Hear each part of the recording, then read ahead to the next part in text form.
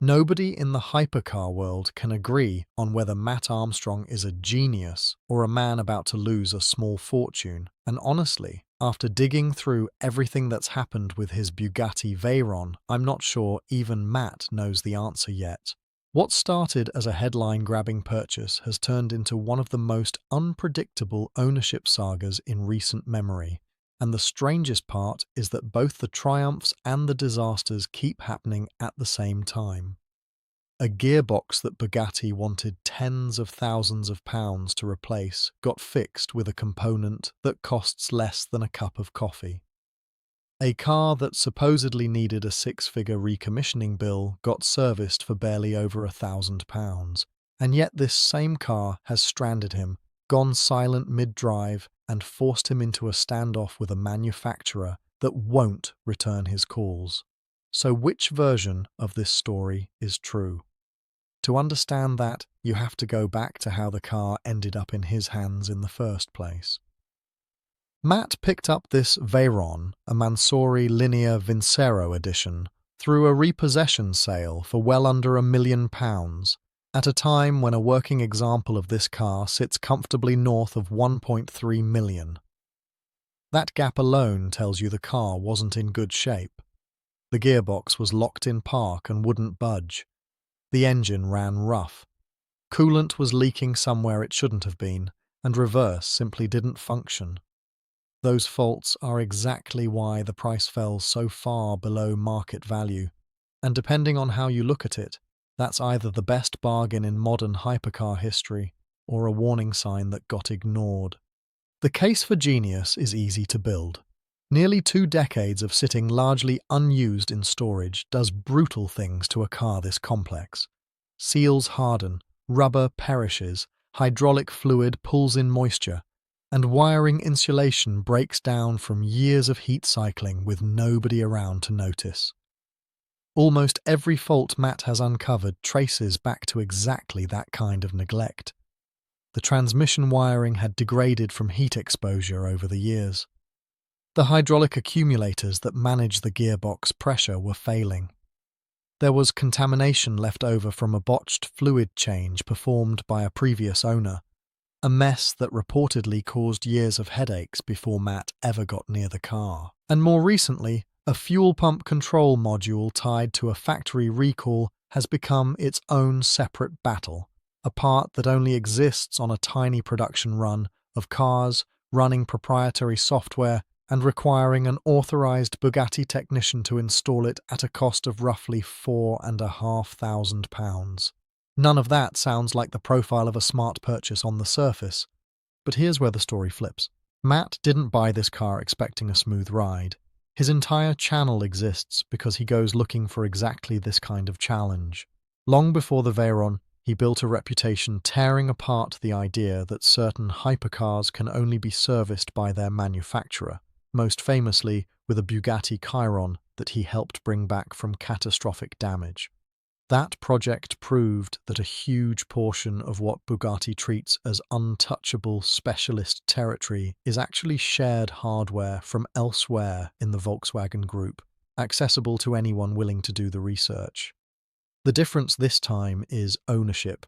The Chiron belonged to someone else.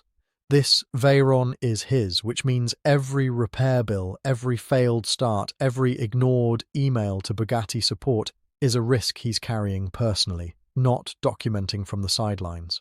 And when you tally up what he's actually pulled off, it stops looking like recklessness and starts looking like a genuine feat of independent engineering. A gearbox fault that Bugatti would have charged a fortune to diagnose and replace got solved with a £3 fuse. A full service that could have run into 5 figures at an official dealer came in under £1,200. He traced the transmission's hydraulic pump back to a part shared with an entirely unrelated Audi convertible top mechanism, something no official parts catalogue would ever tell you. He cross-referenced spark plugs, coil packs, filters, sensors and fluids against readily available components from across the VW Group lineup, effectively writing the independent service manual that Bugatti never wanted to exist. On top of the mechanical work, The car has been reborn cosmetically too. A fresh wrap, new wheels, a repaired front splitter, and an engine bay detailed to the point where it looks factory fresh. He even got the car into its high-speed configuration and moving under its own power, forward and in reverse, something that seemed genuinely unlikely when this project began. Where things get complicated is the point where mechanical ingenuity runs into digital gatekeeping. The recalled fuel pump module isn't a mechanical puzzle Matt can solve with patience and a torque wrench. It's locked behind manufacturer-specific software that only Bugatti's own systems can authorize. The same goes for the car's speed key activation and the tire pressure monitoring recalibration, both of which point back to dealer-only tools. This is the one category of problem that no amount of independent skill or YouTube ingenuity can bypass, and it's exactly the kind of obstacle that has repeatedly stalled the project, including derailing a planned trip across Europe that never got off the ground. So does that mean the whole venture was a mistake? Not really, but it's not a clean win either. It's a calculated risk that paid off in some areas, and is still an open question in others. The math still favours Matt. Even after accounting for the fuel pump repair, likely future accumulator replacements, and the general cost of maintaining a 20-year-old hypercar that spent years neglected, the gap between what he paid and what the car is genuinely worth remains substantial. The servicing costs he's actually incurred are a fraction of what a Bugatti dealership would have charged for the same work, and the value of the content alone, an ongoing series that's clearly captivated a huge audience, adds another layer that a simple resale calculation doesn't capture. What he underestimated wasn't the mechanical scope of the project. He'd already proven with the Chiron that he could handle almost anything under the bodywork. What caught him off guard was how much of a modern hypercar's function depends on software that no independent mechanic, however skilled, is legally or technically able to touch. Every time that wall shows up, the project loses momentum, time and money in ways that have nothing to do with wrenches or diagnostics. Where this ends up depends entirely on what happens next.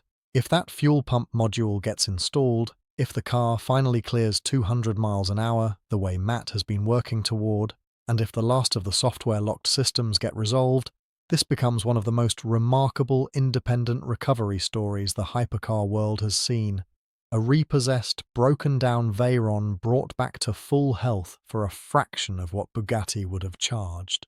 But if the software barriers keep winning, if Bugatti keeps ignoring the calls, and if the costs keep creeping upward, this could just as easily become a cautionary tale about the limits of independent repair in an era where manufacturers control their cars long after they leave the factory. So where do you land on this one? Do you think Matt Armstrong pulled off one of the smartest hypercar purchases in YouTube history?